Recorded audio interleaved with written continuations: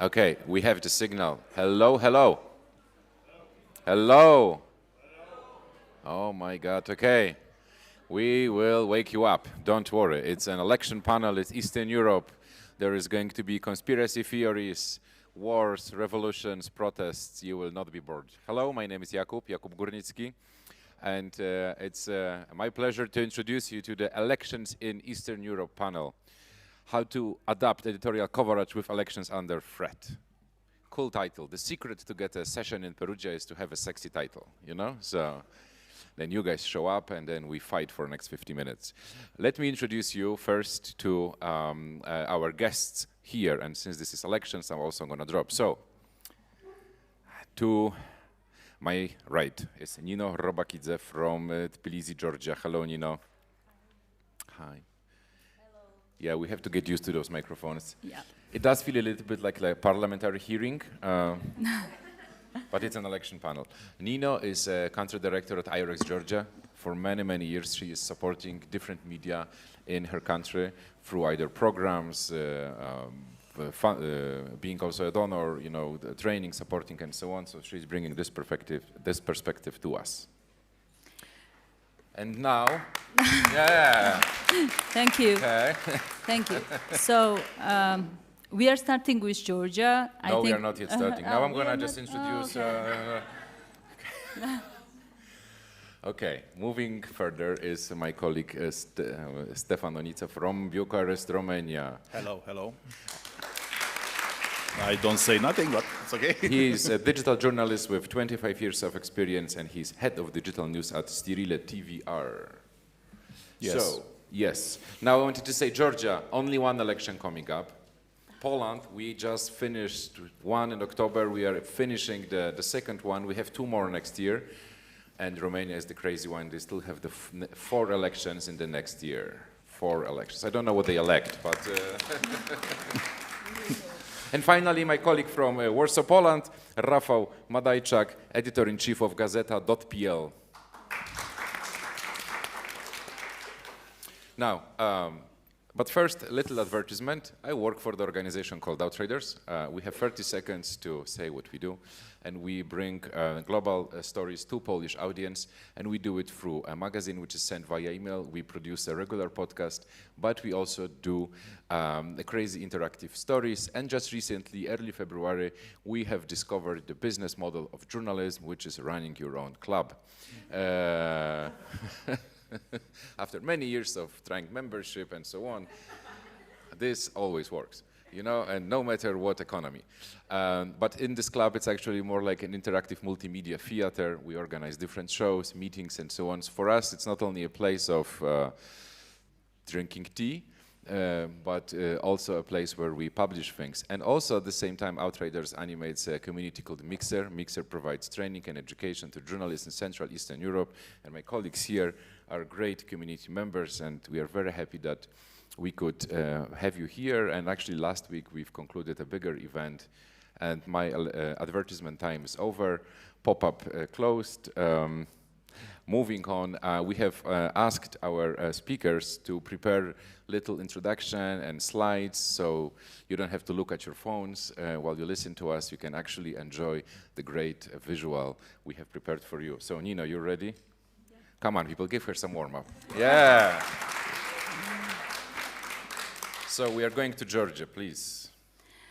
Hello, everyone. It's really nice to be here and to have this opportunity to talk a little bit about Georgia, which sometimes gets lost because it's so small. It's in a very difficult region, and for obvious reasons, so many things are happening in the world. We sometimes got lost in the news, but it's very important times in Georgia, and this is a small, but still in terms of geopolitics and the big games playing in our region, very important country. So let me tell a few things about it. So this is a very interesting, I think, figure from the last year. It changed a little bit slightly, but it shows you how Georgians, like what are the perceptions of Georgians towards EU and NATO membership. And the majority, like the huge majority of Georgians support countries' EU integration and its partnership with NATO, which actually even went up after Georgia became the candidate country for EU membership, like December last year. And once an island of stability in the region, right now Georgia is facing quite turbulent times. And you see the except of like this small quote from Freedom House Nation in Transit, just recent report, when even so like our score, like general score does not have changed, we like got really not very best words to describe our democracies. They were autocratizing hybrids, and we are in this group. And this actually means maybe some like very vague things for a lot of people, but for Georgians it's very specific things. And right now when we are speaking, there is a huge protest going on in Georgia against the so-called foreign agent law, which is a tool of governments to keep civil society and media as controlled as possible in the countries where this tool is used. So we are also heading towards the elections. In October 2024, we will have the most important elections in the country. This is parliamentary elections, and like the Georgian parliament is the main legislator of the country, and those who will be winning in this election, they will form Georgia's government.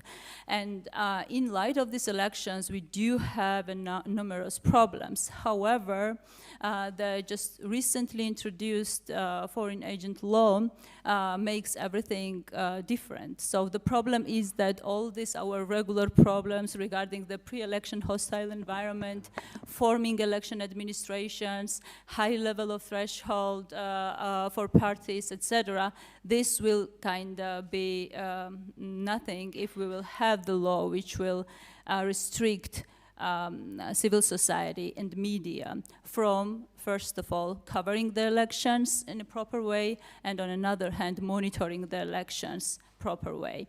So when we're talking about the problems this might cause to our civil society media, we need to keep in mind that our media environment is quite difficult.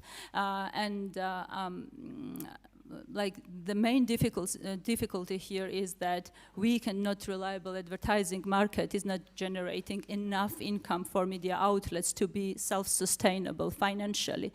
Therefore, they are heavily dependent on donor support and donor money. So it means that if we will have the new law active in Georgia, all media outlets and civil society organizations who are receiving donations from international organizations and international implementers will need to report themselves as the foreign agents or like the agents of foreign influence. It depends like what kind of phrasing we will have in the final document. Therefore, this will, of course, create a huge, increase the disbalance between powers within civil society and media and the government. So this is just like the photo from yesterday's protest, huge protest in the city center of Tbilisi. These people are protesting against this new legislation introduced by government. Actually, this was also introduced last year, and it was taken back in light of huge mass protests in Tbilisi and in the regions. So this is a second try, and civil society and media and those actors who are trying to keep this vibrant information ecosystem, which is preventing our country from becoming the consolidated autocracy. They are trying really hard to keep this environment free as possible. I think that even so we are the small country, as I mentioned, this is a very important thing to keep in mind, because we were kind of island for those civic activists, media representatives, journalists who were fleeing from different countries in the region, from South Caucasus, from Central Asia, from our big neighbor. We were kind of island of free land in the very difficult neighborhood, and having this kind of changes might deteriorate general information ecosystem in our region, not just in our country. And like just to add to our problems is that starting like from Russia's unprovoked invasion in Ukraine, the Kremlin propaganda became so strong, and there was so much investment, financial and human resources investment in these propaganda networks, that it will be impossible to somehow break this kind of iron curtain of propaganda information if there will be no free and independent professional media outlets and civil society organizations who are not dependent financially or in any way from the political actors who have their own very specific interests in the country. So I will let this here. I know that Jakub has a small video to show.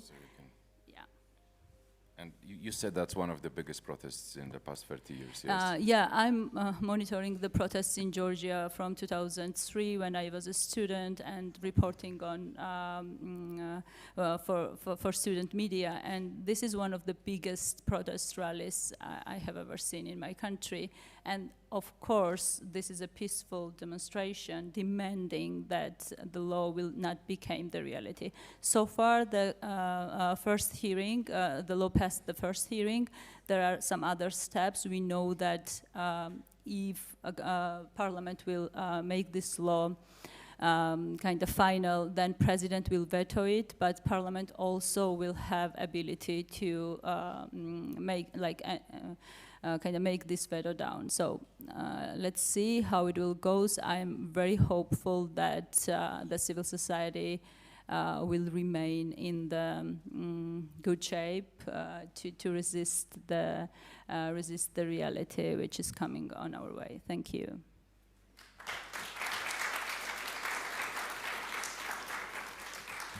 Thank you, Nina. And now we are going to move on to Poland, which concluded the important election in October last year, but still something ahead of us. So, Rafał, go on. To succeed, I need the pilot. I feel a little bad after what Nino said, because Poland got more luck this time, and my presentation will be more light-hearted. I was asked to make a brief introduction into Poland for you all.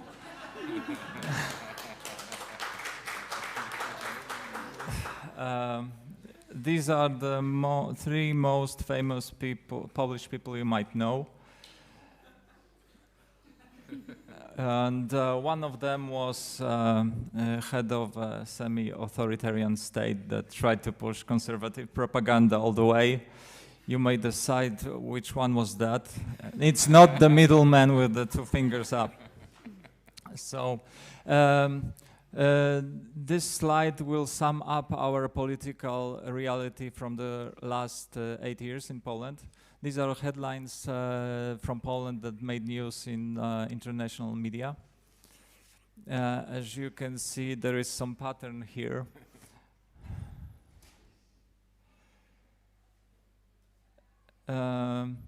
It's a bit funny now, but it was just everyday politics in Poland in 8 recent years. But it changed. This is our luck. And in October 2023, the tides have shifted, and the headlines are like that. So basically, our far-right government lost, and more liberal forces took power. Of course, we became a happy ending story for Europe for a couple of weeks, but it's not all roses, as you can see. And here's about my media outlet. We are Gazeta.pl. We are fourth biggest online media outlet in Poland. We hire approximately 200 people across various media desks. Of course, we try to. We are typical media story, so we struggle to navigate between give Google Discover all they want and try not to piss our readers in the process. But fortunately, we also try to innovate. So that was our approach to the Polish parliamentary elections in 2023. To try something different. But what does it actually mean? Meant for us? What did it mean for us? We knew we had to do the usual, breaking news, interviews, fact-checking, and so on, because this is our job. This is our primary task. But also we tried to do several different things. And I will stop with several of these things in my speech. So firstly, we did this editorial pledge. We try to, every year we publish an editorial pledge to our readers.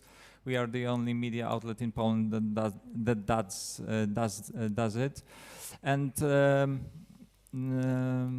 during the far-right 8 years of in power, it was a challenge for many mainstream media outlets not to become the cheerleaders for the liberal opposition. But we tried the opposite attitude. We represented ourselves as representatives of the readers, not the particular democratic parties. And the cornerstone of our electoral coverage was the biggest national survey in history of Gazeta.pl. It was called "The Real Problems of Poland." As you know, politicians during the campaign always try to push their agenda and steer the debate their way. But our survey was the antidote for it. So we revealed what the top problems for Polish people were and built our journalism around it.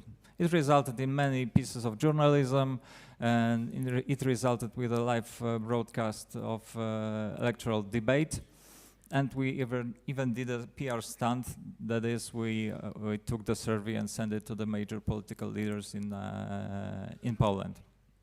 We also tried to this news influencers approach, and we succeeded this time. We hired two influencers, one for commentary. They are called ORB News. Nobody knows what ORB stands for, but they are but they are quite popular. And Kasia Gandor for solutions journalism. And the results were very good. The TikTok guides on political parties in Poland amassed 5 million page views on TikTok alone, and it was and this 5 million result was created by just 5 videos, and it was an enormous success for us. And we knew that no journalist in Poland would achieve such results. Apart from that, we tried many different approaches, like visual explainers, slow journalism approach, and of course some real-time marketing thing when our liberal politicians cancelled one panel, just like we are doing this here in Perugia. they canceled a panel with some journalists, and we took the panel from them and broadcasted it live several days later. And lessons learned, before I sip some water. We learned two things. The obvious thing was, of course, that innovations deliver if they are based on real insights. The October of 2023 was the biggest in terms of traffic in Gazeta.pl for almost 2 years, and it was great. But the less obvious thing was that we encountered new type of reader. We call it the fandom leader. What do we understand by it?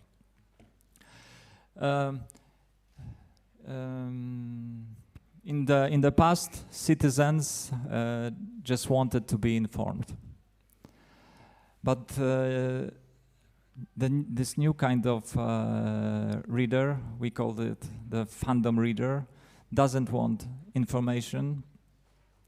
The fandom reader wants to defend their idol no matter the cost. I refer to this as I'm using the Swiftie by purpose because my daughter made me a Swiftie, so I know what I'm saying. But I think this fandom thing in Poland, I know it's first world problem for Georgia, and it's true. But this fandom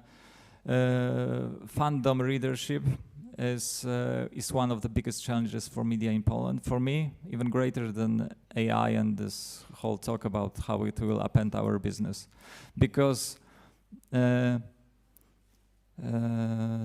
this kind of reader doesn't want us to do our job, just to report the facts. They want us to support their political leaders. But as always, we will figure this out. So let's end on positive note. So we got lucky.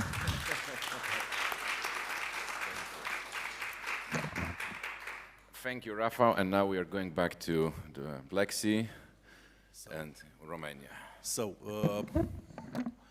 it's funny because I'm listening what my colleagues say. So we have the same stories like in Georgia we had in 2017 with few 100,000 people on the street because the government from then start to try to put to improve a law against who provoke a liberation of the corrupt people, and we have maybe a few 100,000 people on the street, and they was blocked to do this.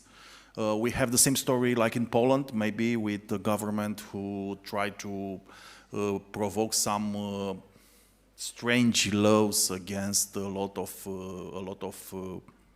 normal rights for civil society.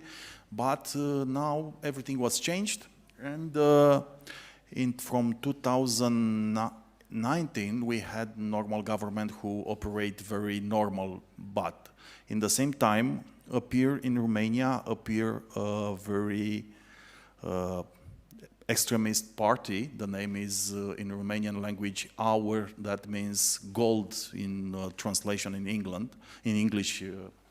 And this extremist and very populist party tried to provoke, to use a lot of extremist rhetoric, is normal rhetoric, maybe it was from 1930s against minorities,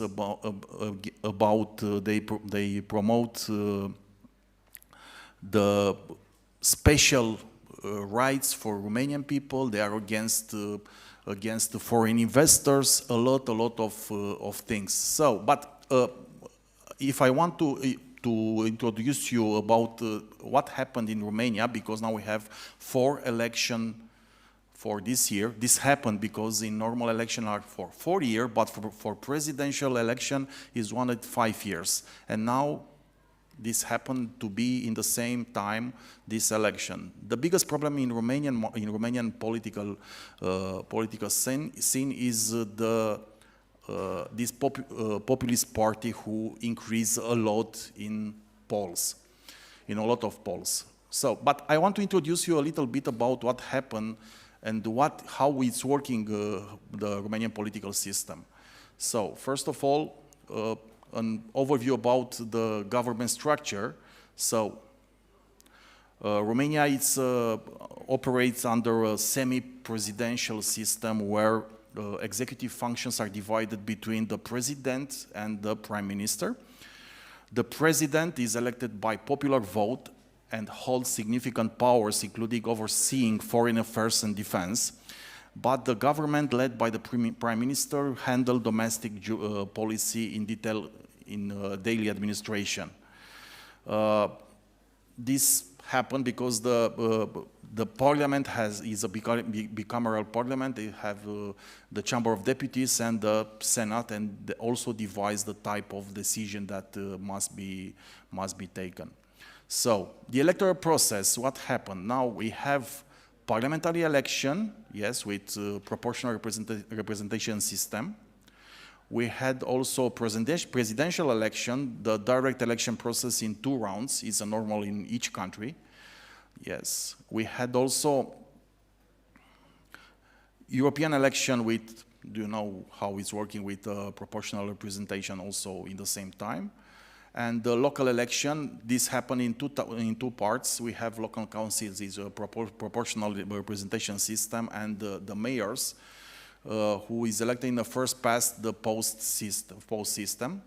So the guys who will take the biggest number of voters will be elected. The problem is that you can win, you can become mayor with 10% from the total number of voters.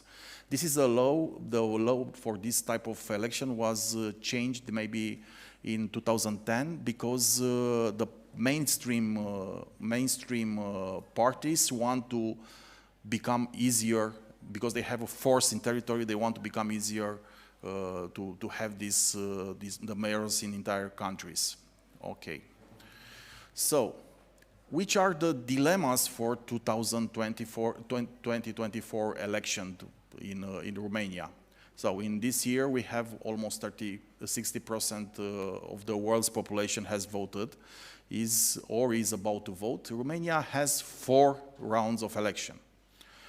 The problem, the Romanian political scene is dominated by 2 parties. The name of these 2 parties is PSD, who is the Social Democrats, is the left wing, and PNL, the right side, the right to these 2 parties. So in 2020 appeared this very populist party,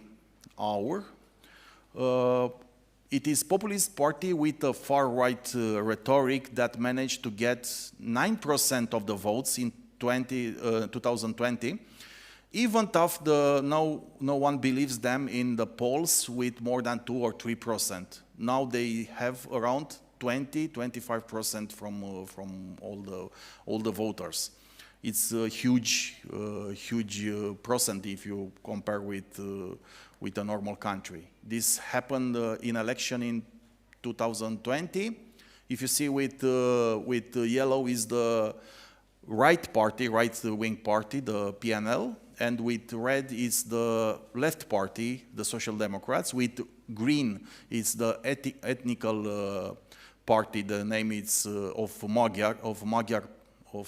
Magyar population from Romania, and you see with yellow a small party who become very important after the demonstration from 2017. The name is USR.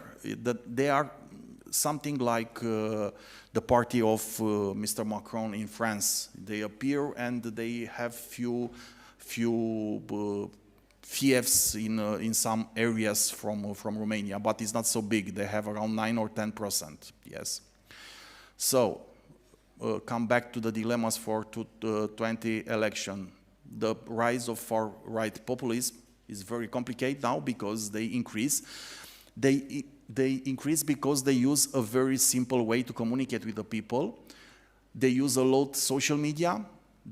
Because if you look on the polls in 2020, they have maybe, nobody don't say that they will vote with them, but in the last week they go to 9% in they obtain 9% from the vote system.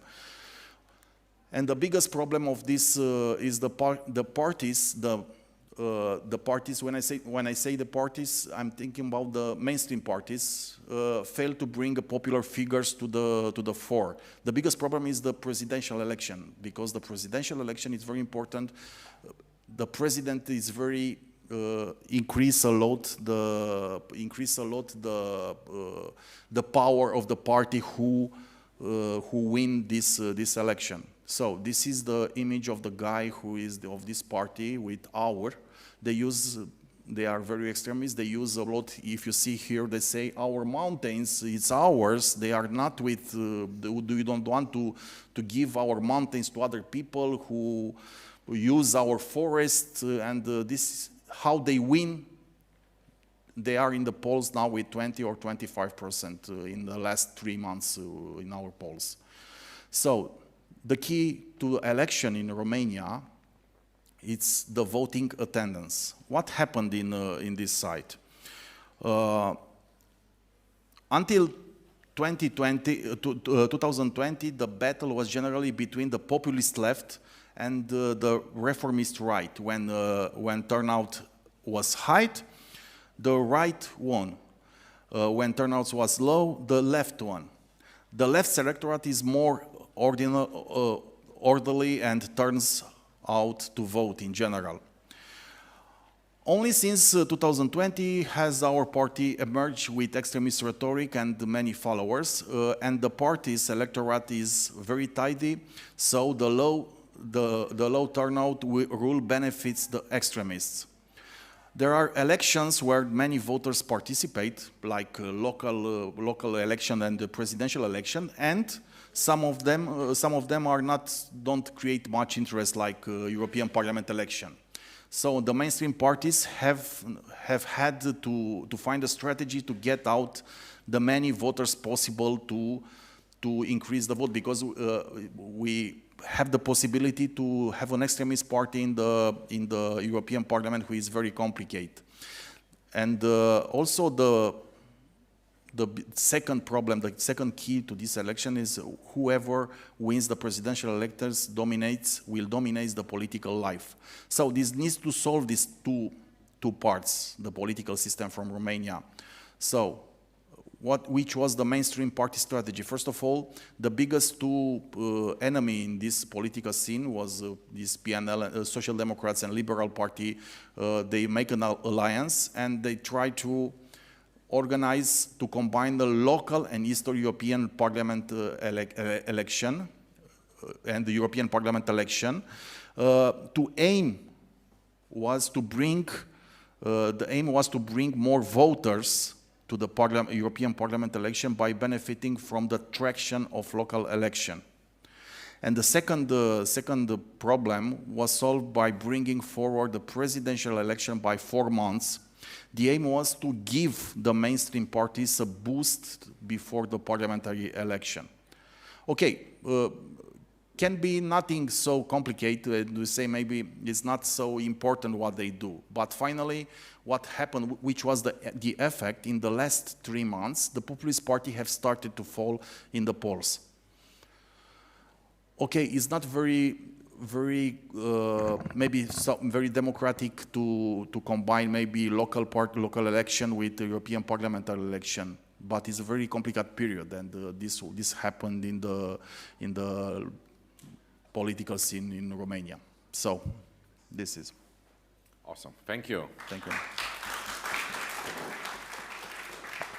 Now imagine Romanians in a year, you know, so you guys will be like on a mental holidays for another 2, you know. So I can imagine 4 elections. I mean, we have 4 in a year and a half, and it's still something. So yeah. Okay, we are open to questions at all the time. So, and you have one, and you have here. Oh my God! Thank you for making for making me.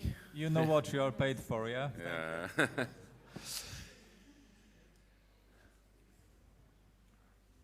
Okay, hi. Is this on? Okay. I was hoping the panelists could speak to the role of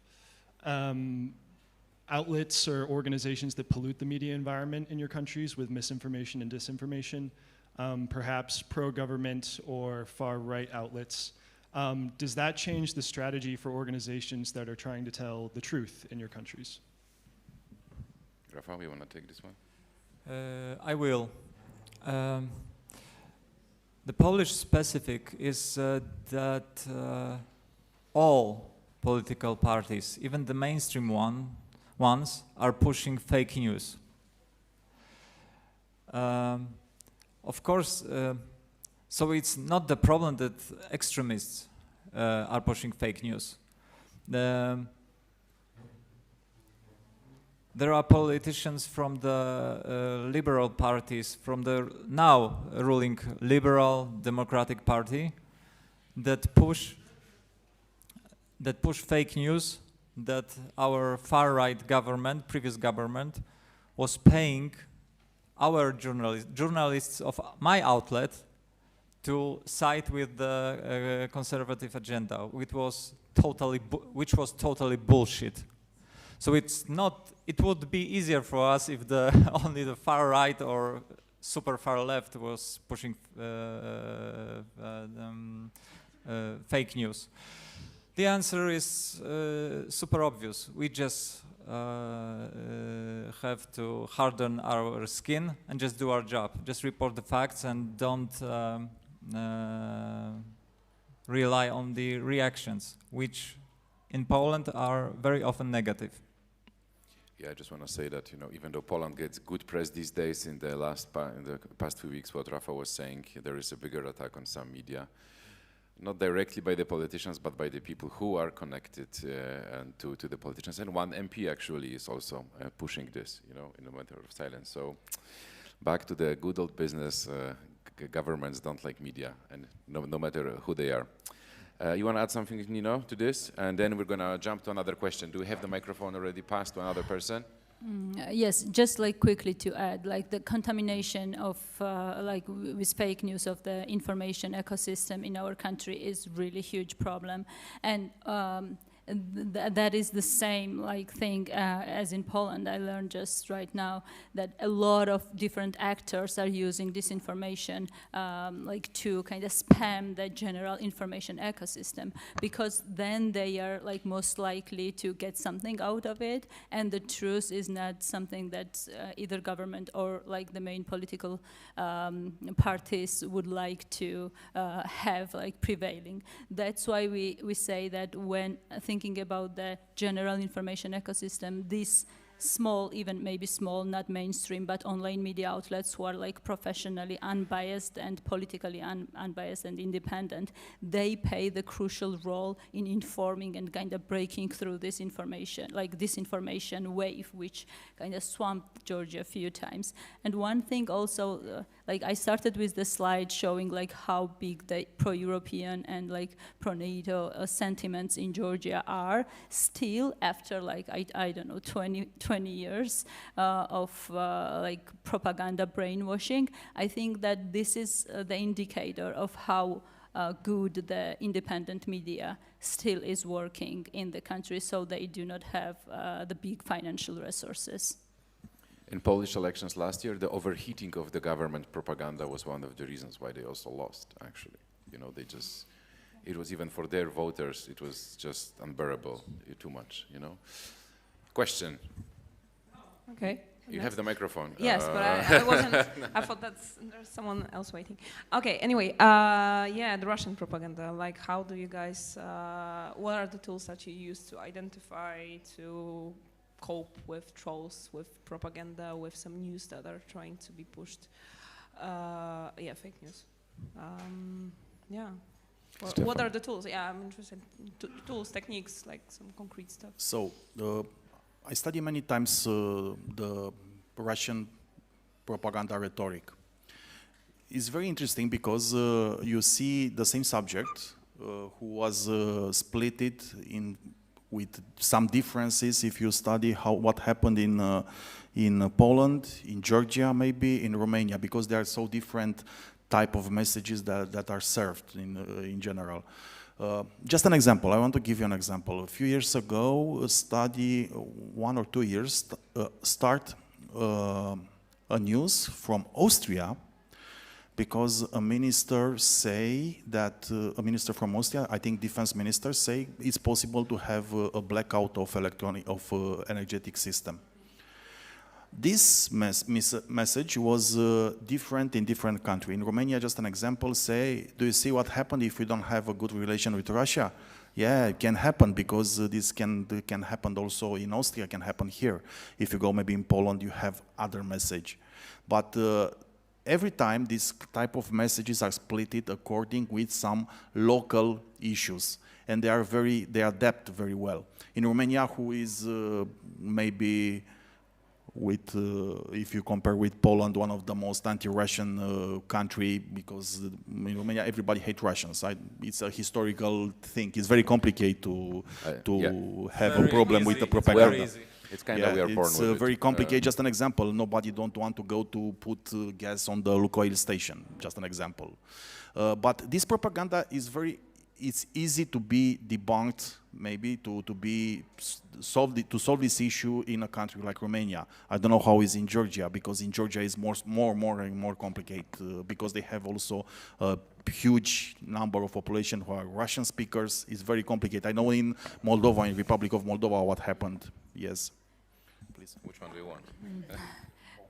So we do not have a huge Russian-speaking population, actually. That's how you debunk news. Yeah, that is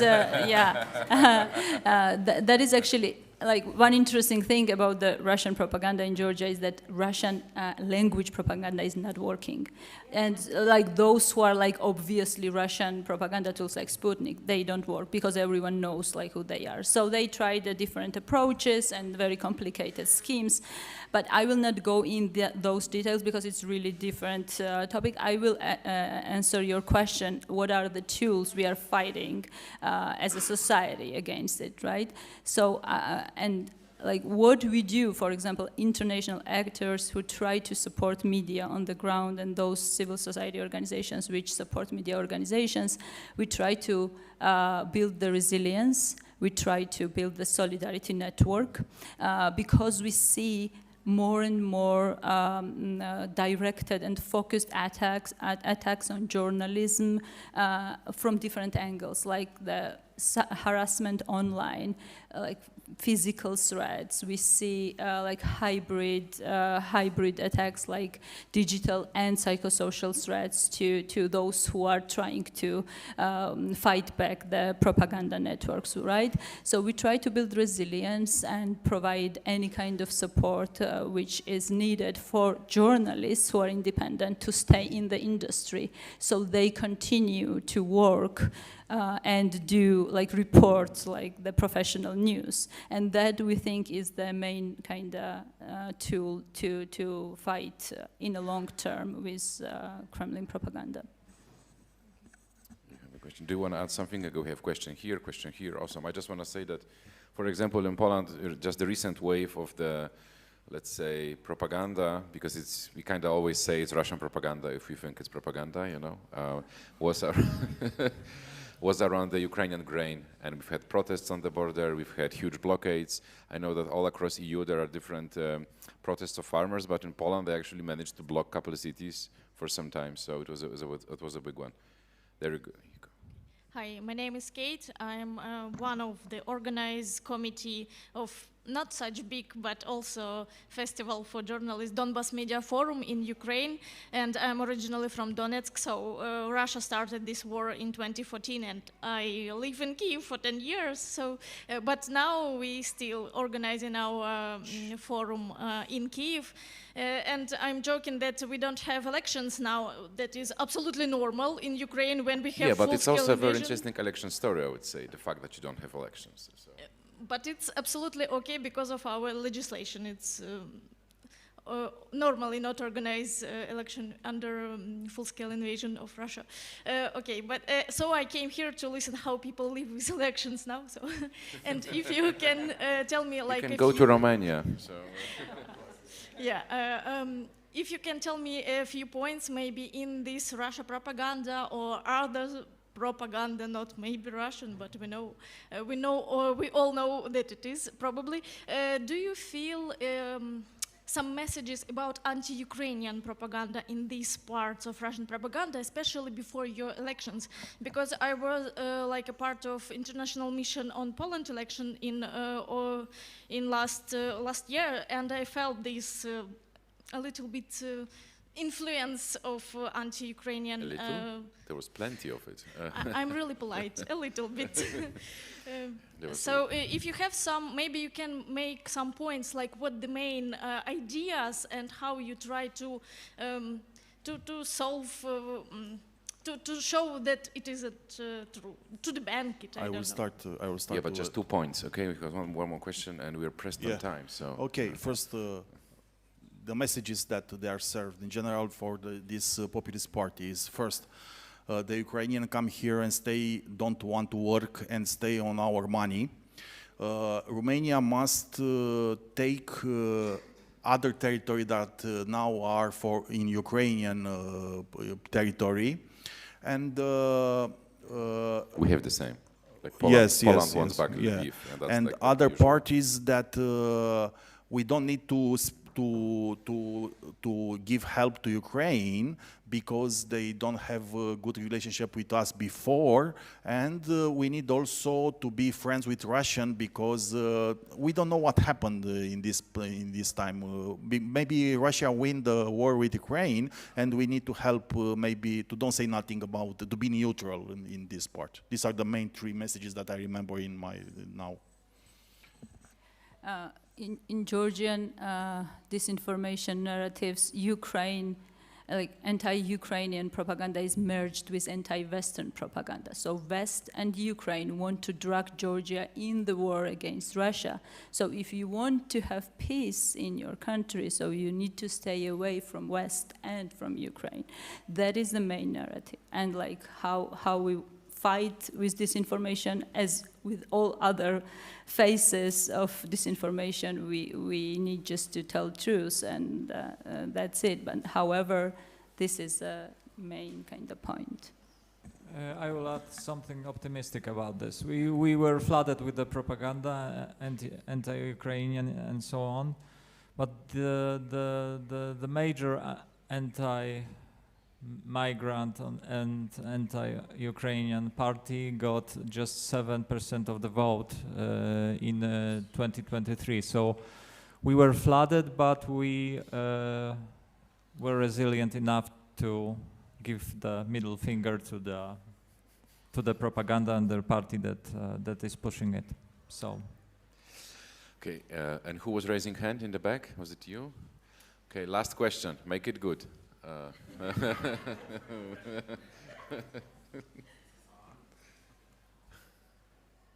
Okay, here we go. Hi, I'm Luke Johnson. I run Public Sphere.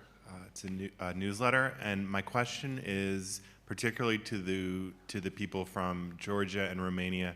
Can you comment on the role that oligarchs, extremely rich people, play in promoting propaganda and disinformation in your countries? Thank you. So what I can say about Georgia is that we see that ruling party, which is like our oligarchs kind of party, their narratives merge and are kind of same in many cases, and a lot of reports show these kind of similarities, which are the anti-Western narratives in general, especially in light of just recent legal changes they introduced. This became a kind of heated discussion, and we see that these narratives are kind of same. in a lot of cases. And the research and reports are also online regarding that. You can find a lot of interesting data on that. So I have a study about, it's an academical study about the message of the extremist parties in general. So we have the same rhetoric of the far right-wing parties from 1930s. So we are Romanian, we are exceptional in this world. The foreigners are bad for everywhere you go. They use a lot the anti-vaccination rhetoric on the pandemic time. They are aligned with the Kremlin rhetoric now. This is a difference between, if we compare with 1930. They are aligned with the Kremlin rhetoric in the terms of Ukrainian, when you speak about Ukrainian war. These four things. Also, the foreigners come to us to invest money in the business to take a lot of our riches from our country and go outside. We are a colony. This is the main subject of the extremist party in Romania. Awesome. Thank you very much, Nino, Rafał, Stefan. Thank you very much. Subscribe to